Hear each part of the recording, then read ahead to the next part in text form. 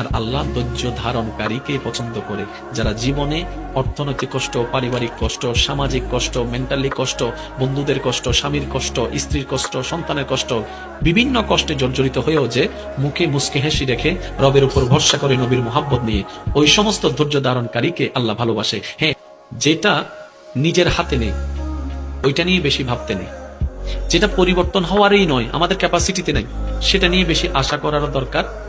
জীবন একবারেই সুযোগ।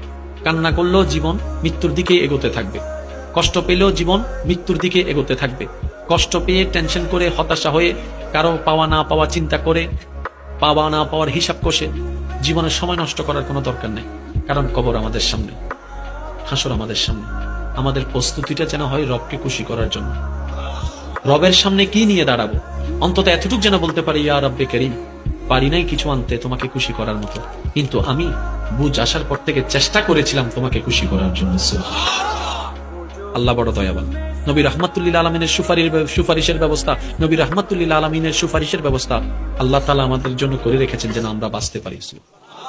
ক্যান্সার রোগের চাইতে মারাত্মক ধরা হচ্ছে ডিপ্রেশনকে। কথা বলেন আর একটু জোরে বলেন না।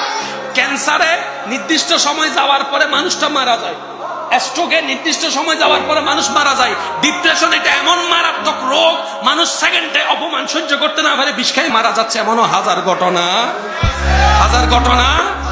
এই ডিপ্রেশন রোগের চিকিৎসা কেউ দিতে না পারলো, ইন্নাদ দীনা ইনদাল্লাহিল ইসলাম।